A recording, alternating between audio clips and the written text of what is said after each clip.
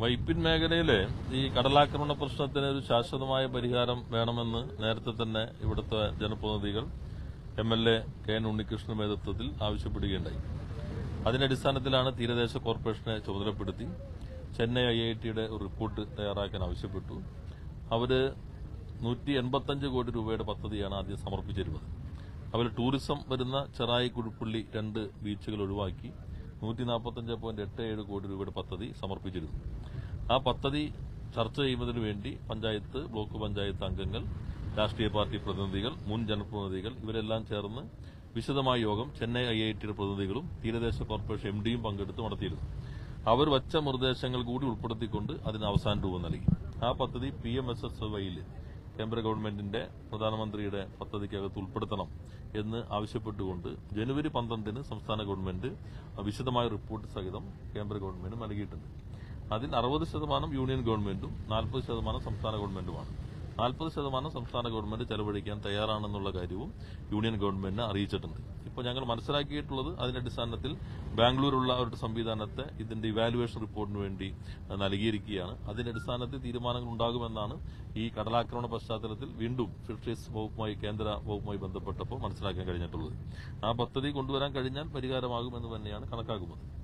അതോടൊപ്പം തന്നെ പൊതുവെ തീരദേശ സംരക്ഷണത്തിന് ഒരു കാലത്തും ഇല്ലാത്ത നിലപാടാണ് ഈ സർക്കാരും കഴിഞ്ഞ സർക്കാരും സ്വീകരിച്ചിട്ടുള്ളത്. കാരണം തീരദേശത്ത് ജീവിക്കുന്ന ആളുകളുടെ അവസ്ഥ പ്രത്യേക രീതിയിലുള്ളതാണ്.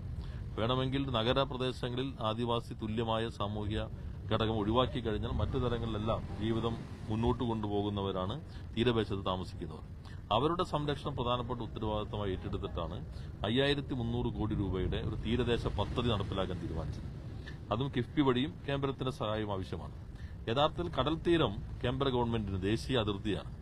എന്നാൽ കഴിഞ്ഞ കുറെ വർഷമായി 1 രൂപ പോലും നമ്മുടെ കടൽ തീരം സംരക്ഷിക്കുന്നതിനു വേണ്ടി കടൽ ഭിത്തി കെട്ടുന്നതിനോ മറ്റ് സംവിധാനങ്ങൾ ഏർപ്പെടുത്തുന്നതിനോ യൂണിയൻ ഗവൺമെന്റ് നൽകുന്നില്ല. അത് കുറെ വർഷമായി ആ രീതി തുടരുകയാണ്. യൂണിയൻ ഗവൺമെന്റ് സഹായം ഇത്തരം കാര്യങ്ങൾ നമുക്ക് ഒഴിവാക്കാൻ കഴിയാത്തതാണ്. പക്ഷെ അത്തരം സഹായം ഇല്ലാതെയാണ് നമ്മൾ പോകുന്നത്. അങ്ങനെയാണെങ്കിലും കിഫ്ബി വഴി ഫണ്ട് സമാഹരിച്ചുകൊണ്ട് നമ്മുടെ ഉത്തരവാദിത്വം നിർവഹിക്കണമെന്നാണ് ഞങ്ങൾ കണ്ടത്. അതിന്റെ ഭാഗമായിട്ടാണ് 7.5 കിലോമീറ്ററിന് വേണ്ടി 345 കോടി രൂപ ചെലവഴിച്ച് ചെല്ലാനത്തെ ടെട്രോപാഡ് സംവിധാനം കേരളത്തിൽ ആദ്യമായി നടപ്പിലാക്കിയത്. അത് വിജയകരമായിരുന്നു. ഇതുകൂടെ പൂന്തറയിൽ തന്നെ ജിയോ ട്യൂബ്, ഇപ്പോൾ ജിയോ ബാഗ് അല്ല, വലിയ ജിയോ ട്യൂബ് സംവിധാനം നടപ്പിലാക്കി. അതും വിജയകരമായിരുന്നു. നമ്മൾ കിഫ്ബി എടുക്കുന്ന വായ്പയും സംസ്ഥാനത്തിന്റെ വായ്പാ പരിധിയിൽ യൂണിയൻ ഗവൺമെന്റ് ഉൾപ്പെടുത്തുകയും കിഫ്ബിയെ കേസ് കൊടുത്ത് മറ്റു പല വിവാദങ്ങളിലേക്ക് കൊണ്ടുപോയതിന്റെ ഭാഗമായി മറ്റു കാര്യങ്ങൾ നമ്മൾ ഉദ്ദേശിക്കുന്ന വേഗതയിൽ മുന്നോട്ട് കൊണ്ടുപോകാൻ കഴിയാതെ പോയിട്ടുണ്ട്. അപ്പോൾ ഒന്ന്, യൂണിയൻ ഗവൺമെന്റ് നൽകേണ്ട കാര്യങ്ങൾ കൃത്യമായി നൽകണം. 2, ഞങ്ങൾ സമർപ്പിച്ചിട്ടുള്ള പദ്ധതിക്ക് അടിയന്തരമായി അംഗീകാരം നൽകണം. ഇതൊക്കെയാണെങ്കിലും ഇവർ വച്ചിട്ടുള്ള പ്രശ്നങ്ങളുടെ ഗൌരവം മനസ്സിലാക്കിക്കൊണ്ട് അടിയന്തരമായി എന്തൊക്കെ ചെയ്യാൻ കഴിയും എന്ന കാര്യങ്ങൾ നേരത്തെ നിയമസഭ കൂടുമ്പോൾ തന്നെ MLA ആവശ്യപ്പെട്ട പ്രകാരം ഫിഷറീസ് ഇറിഗേഷൻ വകുപ്പ് മന്ത്രിമാരുമായി ചർച്ച നടത്തിയിട്ടുണ്ട്.